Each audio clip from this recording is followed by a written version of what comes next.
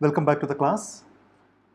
We are beginning to discuss some of the substantive ideas of G.H. Mead. We had a previous class on him trying to look at his intellectual context and the kind of theorizing that G.H. Mead has become quite famous for. And we saw that, unlike many other sociologists like Marx or Durkheim or Weber, Mead did not, or his focus of analysis was not larger social processes or social structures, but rather he focused his attention to understand the micro social processes. Okay? Specifically, the field of study that is known as social interaction, because when others talk about sociology as a study of social interaction, a series of scholars starting with G.H. Mead and C.H. Cooley and a host of others try to understand how this social interaction takes place. What are the dynamics of this social interaction? So we are in this particular class and in the coming couple of classes as well. We are trying to understand Mead's arguments about three very important and interrelated topics, that is mind, self, and society. Okay, it's a very fascinating story, and you will see that how this theorization is something quite different from what you have already seen in the previous classes.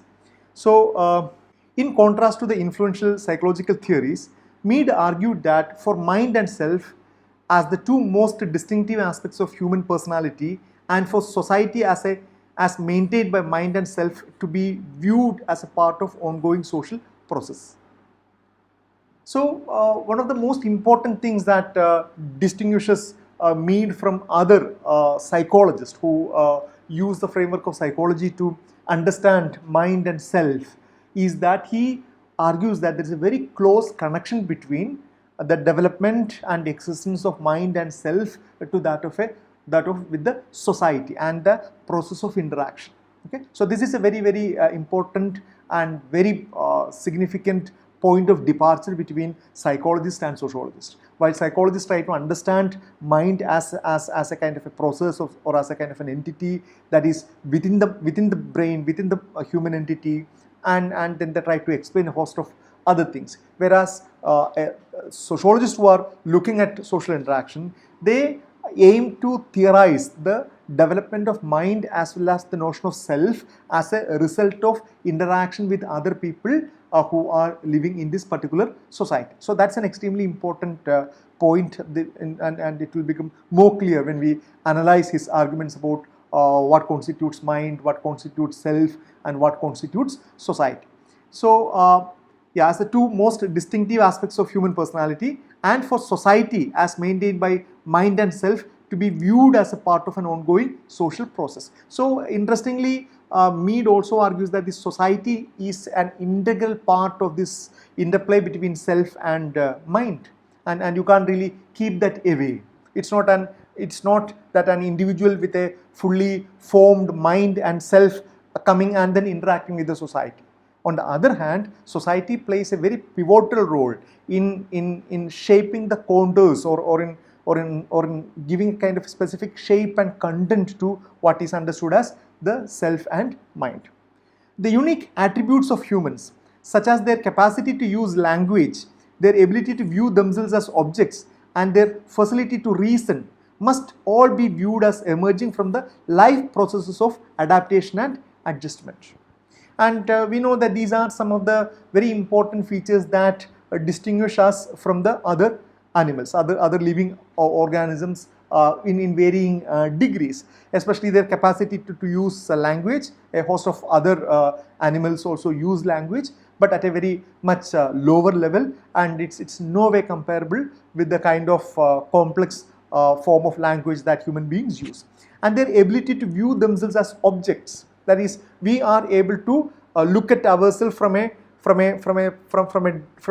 distance. Okay, you can put yourself in somebody else's shoe and then try to understand. For example, if we shouted at somebody, okay, and after some time, when we think, we might feel repentant. Okay, we will feel that, okay, we might feel sorry for that person. And how does we feel sorry for the person? We are able to imagine ourselves in that person's position and then look at how we behaved. And then you develop you can have, you might feel proud of yourself, you might feel, you know, bad at yourself, you might feel angry at yourself. So this whole ability to look at ourselves as an object, as if you are able to take a step or two behind and then look at you from a distance, is a unique ability of human being. And their facility to reason, okay, their facility to reason must all be viewed as emerging from life processes of adaptation and adjustment, which we discussed, that how various arguments about behaviorism, utilitarianism and other things have influenced this argument. Mind and self cannot be ignored, as behaviorists often sought to, nor can they be seen as a kind of mystical and spiritual force that elevates humans out of the basic life processes influencing all species. So here there are two extremes. On the one extreme, the behaviorists want to treat human beings as just like any other animal, okay, who respond to certain kind of stimulus. Okay, so they would argue that human beings, since human beings are also animals, we also behave in a very more or less deterministic manner, okay, where we respond to certain kind of stimulus. Okay. On the other hand, the psychologists would argue that they tend to look at the mind as a kind of a spiritual, or as a kind of a enigmatic entity that makes human beings quite special from other animals. And sociologists, including Mead and others, they want to reconcile these two opposing arguments. So social behaviorism stresses the process by which individuals acquire a certain behavioral repertoire by virtue of their adjustment to ongoing patterns of social organization. I hope you remember our discussion about social behaviorism by that Russian behaviorist. And so here social behaviorists stress the process by which individuals acquire a certain behavioral repertoire, a possibility, a vast compendium of behavioral possibilities by virtue of their adjustment to ongoing patterns of social organization. The behavior of individuals, not just their observable actions but also their internal behaviors of thinking, assessing and evaluating, must be analyzed with a social context. So Mead argues that when you look at from a perspective of a behaviorist, you tend to analyze a person's behavior from the external aspects, okay, from what does he do or how does a particular animal behave. Whereas on the other hand, sociologists including Mead argues that this is a very important theme that all of you must have understood, that we not only simply behave, we act, and there are very important emotional, value-oriented ideas that actually shape our actions. So it's not only that observable actions but also their internal behaviors of thinking and assessing and evaluating must be analyzed within a social context. For example, why that if I am hungry, okay, what are the options in front of me? Okay, so is stealing allowed, or is begging allowed, or is requesting somebody allowed? So what are the things that I can adopt? Okay, and these options are heavily influenced by the social setting. I hope you understand that. You all go for a movie and it's a very tragic movie, you feel very bad, you want to cry, okay, but whether you can cry, or whether are you supposed to cry, or can you be seen as crying by others in a cinema hall, will depend upon a host of issues. If you're a girl, mostly society would say that, okay, there's nothing wrong in women being emotional and then crying. Okay, they are not put to so much of fun. Whereas if it is a elderly man with a mustache and a very well-built man, if he starts weeping in a cinema hall watching a movie, definitely he will be ridiculed. Okay, so the kind of options, so that person also must be having quite a lot of inner struggle within himself, whether to cry or try to contain or try to control the feeling to cry, to control his tears. So human beings adopt and adapt on the basis of the kind of a social settings in which they are. So now we are coming to the first of the important thematic areas of Mead, that is his argument about mind. So we will discuss his arguments about self and society in the coming classes. So let us see what Mead talks about the idea of mind. For Mead, mind is a type of behavioral response that emerges from interaction with others in a social context. Without interaction, mind could not exist. And this is a very, very important argument. Okay? And for Mead and a host of other sociologists, you can't think of human beings having a mind if without interaction or without being able to live in a society. Okay, and this has really given a whole lot of criticisms and debates. Especially there were a couple of incidents where scientists there were children who were reared by taken care or reared by wolves. You must have heard those stories. So those children, they were human beings, but they were somehow lost in the forest and they were reared by wolves. But these children, even after they have grown up, they did not show any other mental faculties of a human being. Okay, and that almost justifies the argument of Mead that in order to have a proper, a usual mind, okay, you need to be able to interact with others and you must be amidst the people in a given society. So this is his own quotation, a very important one. That's why I quoted at length. Mead says, we must regard mind then arising and developing within the social process, within the empirical matrix of social interactions. We must, that is, get an inner individual experience from the standpoint of social acts which include the experience of separate individuals in a social context wherein these individuals interact. The processes of experience which the human brain makes possible are made possible only for a group of interacting individuals. Only for individuals, organisms which are members of a society, not for the organism in isolation from other individual organisms. It's a very powerful argument. Okay, you think of a group of individuals, and when you talk about a mind is a purely an individualistic one. Okay, I have my own mind. I don't share my mind with anybody else. I might share ideas, I might share arguments, but my mind is my own. So when you are talking about a group of people, each of these people develops their own mind, and each of this mind is their own entity, their own possession. But Mead argues that if they have to develop their own minds, it is possible only when they coexist. It is possible only when they interact with each other. Only then this individual ability that is there in our body, in our mind, begin to develop. And that's an extremely important argument as put forward by Weber.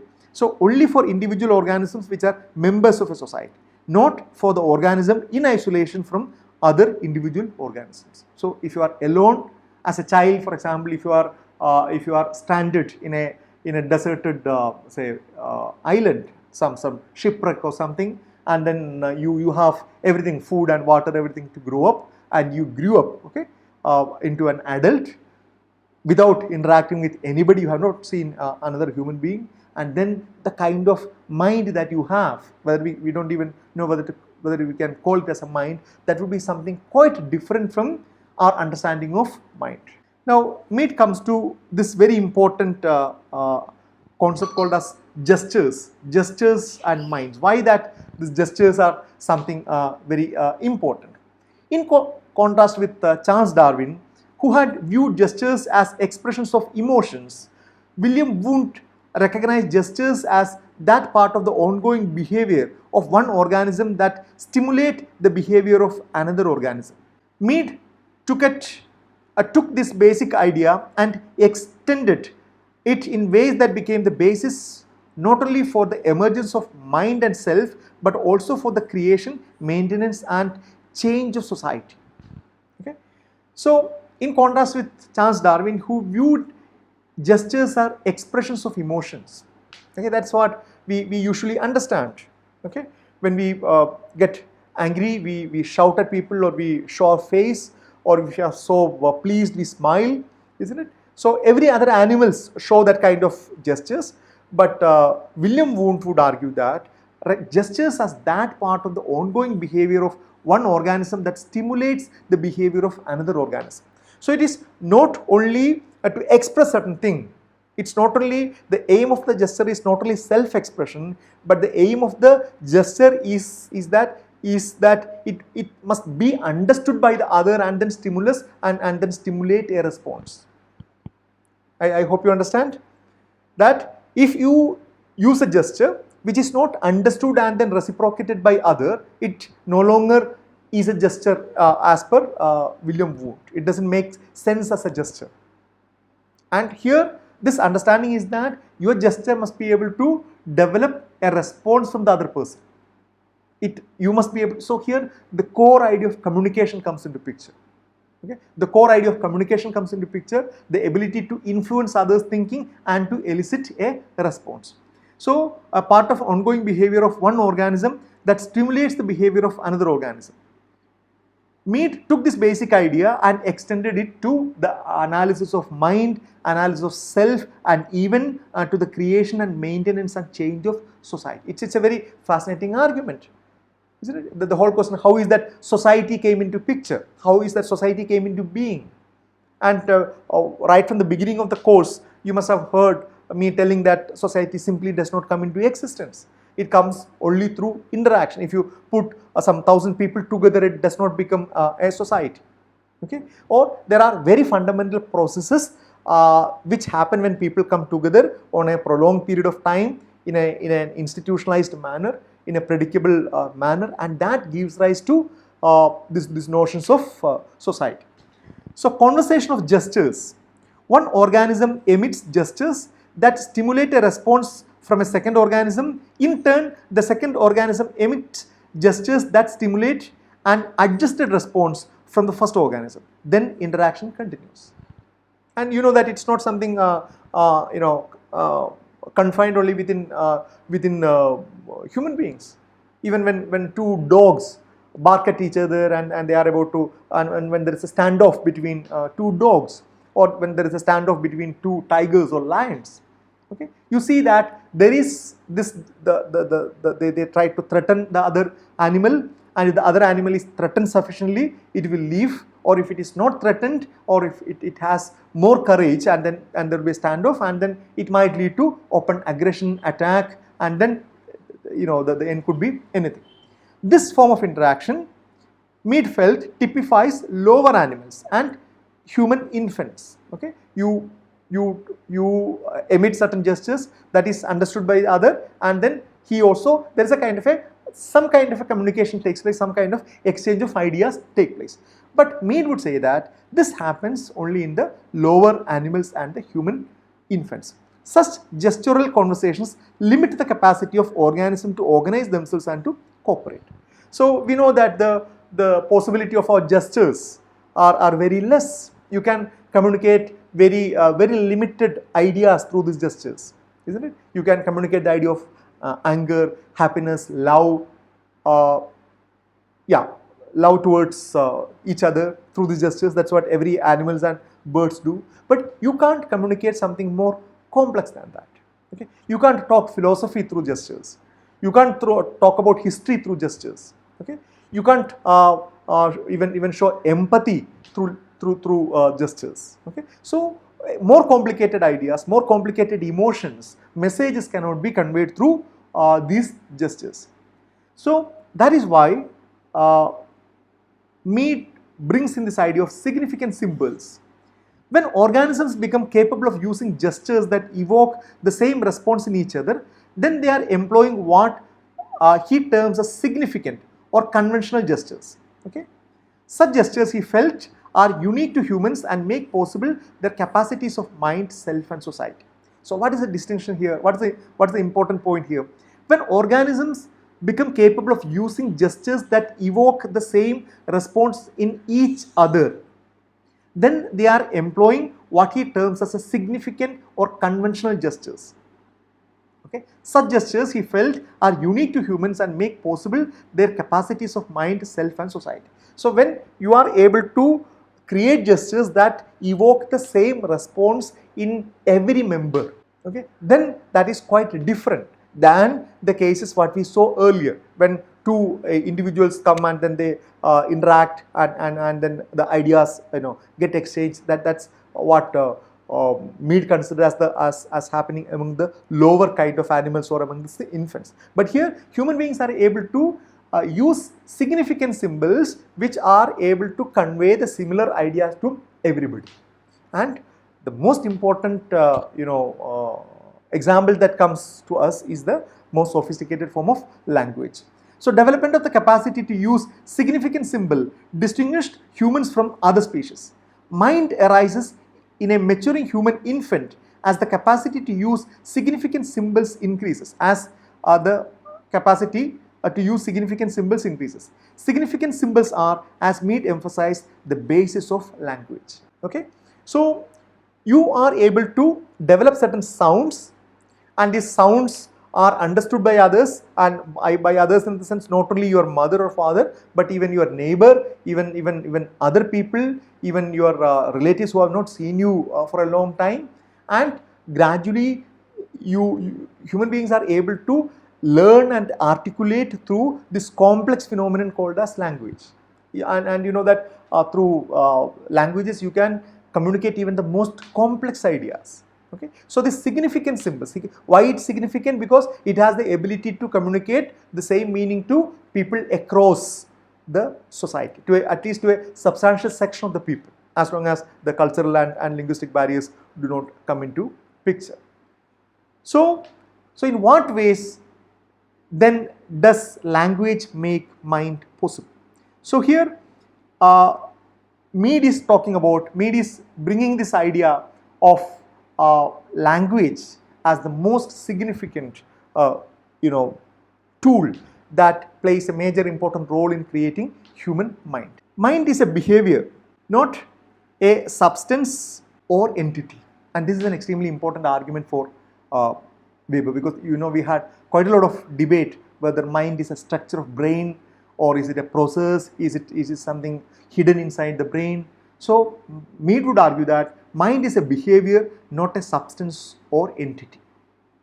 Okay, it is a behavior that involves using significant symbol to stimulate responses, but at the same time to inhibit or delay covert behavior so that potential responses can be covertly rehearsed and assessed. Mind is thus an internal conversation of gestures using significant symbols, because an individual with mind talks to oneself. So he is talking about the ability of mind as a behavior. It uses symbol. It uses this significant symbol to stimulate a response. Okay. At the same time, to inhibit or delay overt behavior so that potential responses can be covertly rehearsed and assessed. When we, for example, when you sit in an interview, okay, when you exchange, when you are answering to the questions, your mind is at work. Or when you sit in a shop and then bargaining with a shop owner, okay, your mind is at work. Or for that matter, your mind is at work all the time. And what does mind do? Mind is trying to communicate, okay, with the other person, trying to convince the other person. Okay. At the same time, mind inhibits our human body not to react too early. Okay, mind, you might want to bargain with the shop owner and then say that, okay, you want to you don't want to take it because the price that he's quoting is too high, and then you want to walk out. But before walking out, actually, so that's what your body does. Mind calculates whether is it the time to walk out, but still then you might have in your mind that when you walk out, the person might call you back and then give you the item that you want at much lower price, or he might not even call you back. Okay, so when you walk out, there is a risk that something which you really wanted, you may not get it, or the other possibility is that the shop owner, if he is so desperate to sell, he might call you back and then give you at a discounted thing. So there are quite a lot of rehearsals taking place. Quite a lot of we imagine so many other alternatives within the mind, and this mind actually control our action from taking a kind of very reflexive actions. We don't really behave.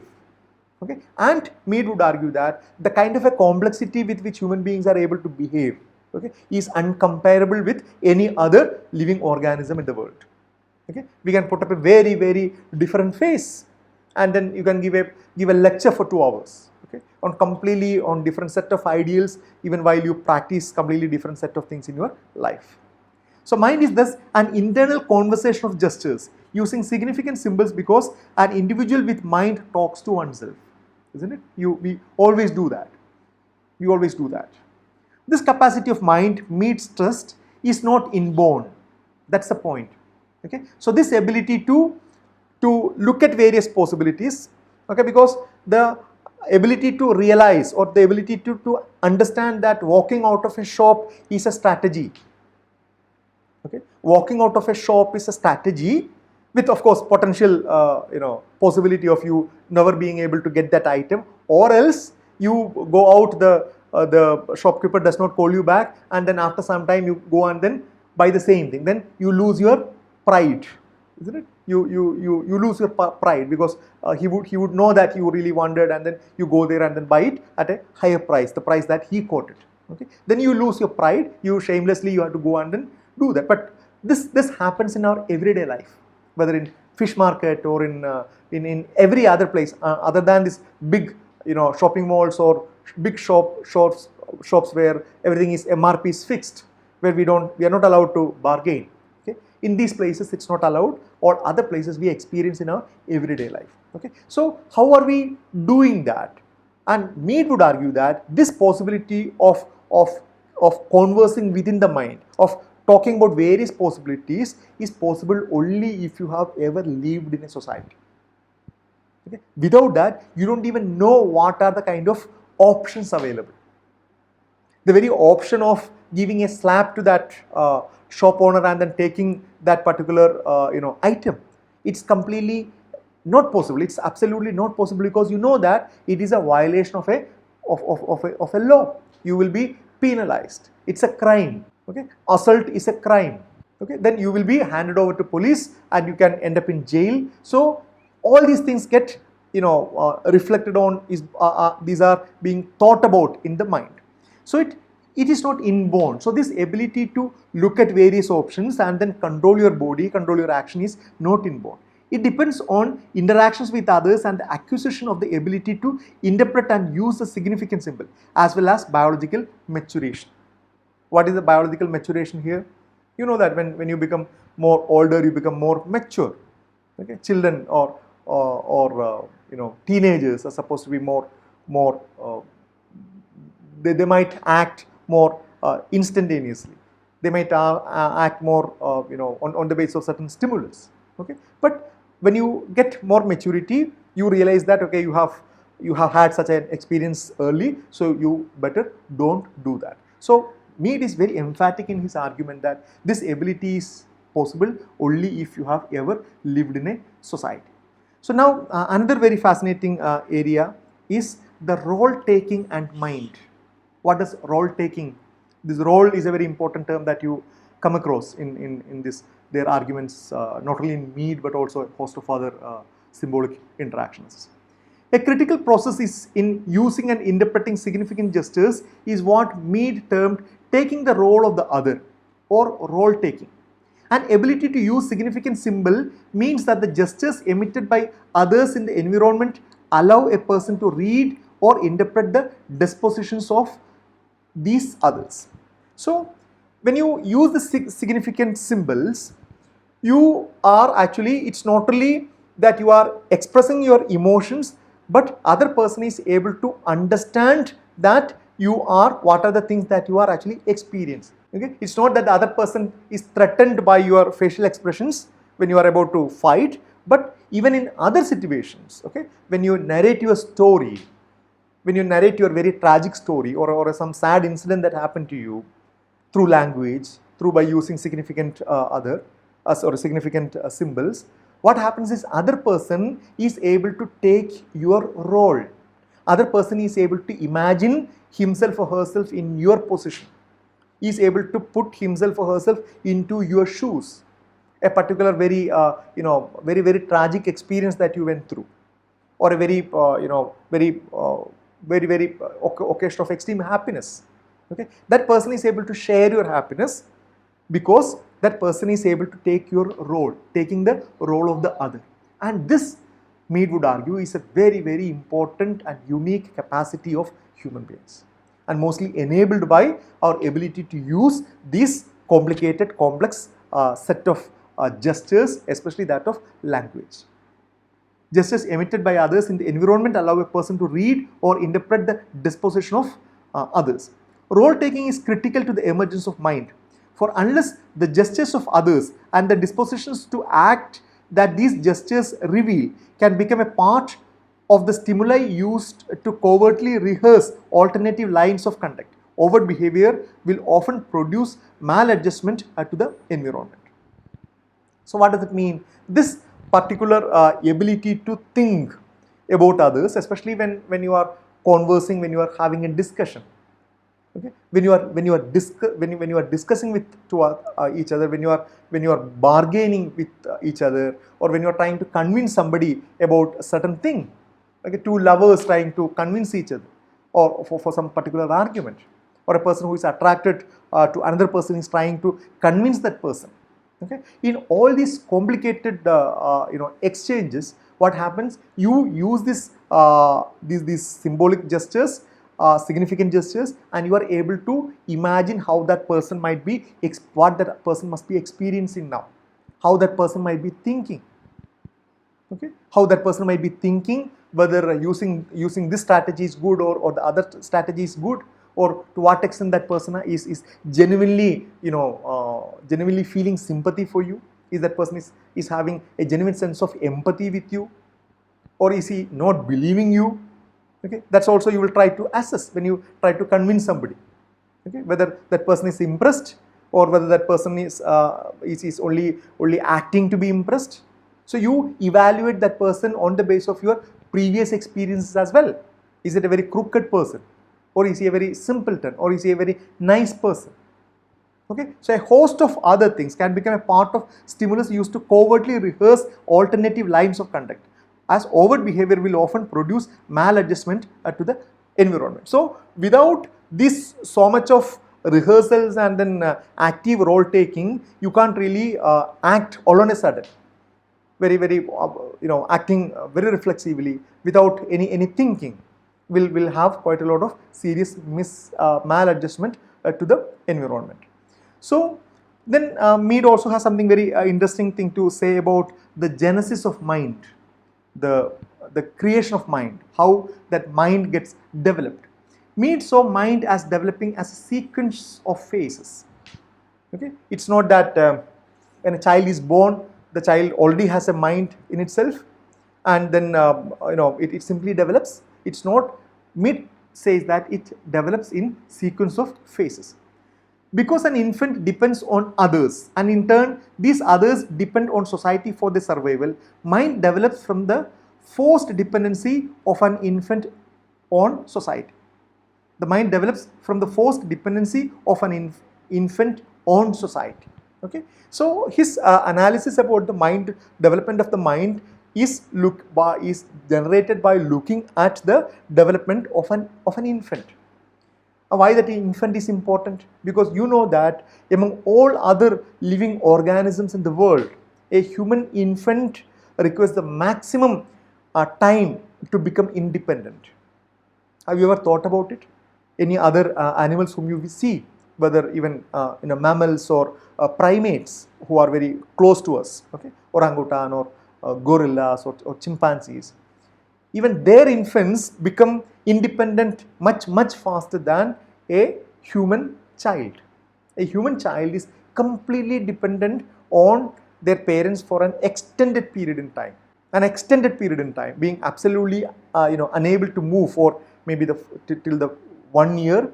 To when does a child become independent? A child becomes independent after a prolonged period of time. Okay, so that Mead would argue is also a reflection of the argument that the mind develops very slowly because the child is dependent on the society. The parents are dependent on the society. It's not like an animal who is born and within a few hours it's able to walk and then run and then fly and escape its predators. and then it only needs to hunt for its food or to escape from their enemies. Human beings do not live like that. Okay, so through conscious coaching by others and through simple trial and error, the infant comes to use significant symbols to denote objects relevant to satisfying its needs. And you must have closely observed how the child grows up, or what are the kind of a training that the child undergoes. Okay, even starting with infants, when a child smiles, we also applaud that. Okay, we also reciprocate, we show our happiness, or we make the child to smile again or to laugh again. The child enjoys that. Okay, so the child understands a host of gestures that are good, that are useful, other gestures that are not useful, what is accepted, what is not accepted. So this learning process of child is something very, very important. Through conscious coaching by others and through simple trial and error, the infant comes to use significant symbols to denote objects relevant to satisfying its needs.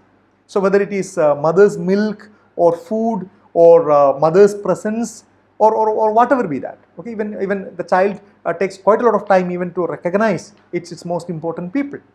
Okay, father is absolutely a non-essential entity for a child, for a human child. And there is no biological attraction to the father. It's only to the mother, that to only a certain extent. The development of the abilities of language, role taking, and mind are selected as the infant seeks to consummate impulses in society. If the infant is to adjust and adapt to society, it must acquire the ability for minded behavior. Okay, so a child develops this ability for language.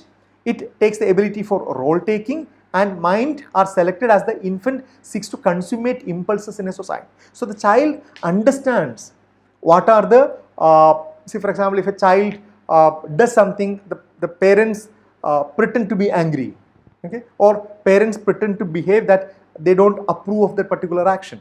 When the child grows up, the child understands that. Okay, the child understands that, and the child will learn to act accordingly in the future. So this whole idea of punishment and reward, punishment not in the sense of physical punishment, of course that's still a very important part for many people, but this reward and punishment, a kiss, an appreciation, or some food, or a hug, these are the kind of positive things, or comforting the child. Or whereas a very stern scolding, or a small pinch, or a small slap, or a strong shout, these are the things which will make the child understand that what he or she has done is not correct, and the child gradually develops the ability to understand that. So mind is a behavioral capacity acquired in stages, with each stage setting the condition for the next. As mind emerges, so does self-awareness. Okay, so Mead strongly places the development of mind in the process of socialization, and whatever we discussed so far, you know that the sociological term for that is socialization. Okay, is the process through which a newborn child understands the social norms, cultures, and everything. So for Mead, mind is something which cannot be disconnected from the process of socialization. It is something so closely connected with the process of socialization. And socialization begins the moment the child is born. And for anybody, socialization ends only with their death.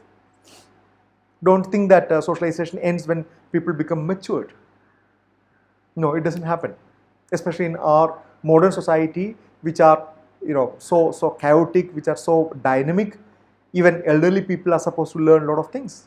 You know that in this world of online world, all elderly people can't say that we know everything that's happened.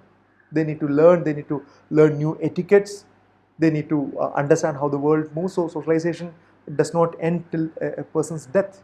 So as mind emerges, so does self-awareness. Okay, so this is again a very fascinating area of what constitutes self according to Mead, and that we will discuss in the coming class. Okay, so let us stop here, and we'll meet you for the next class. Thank you.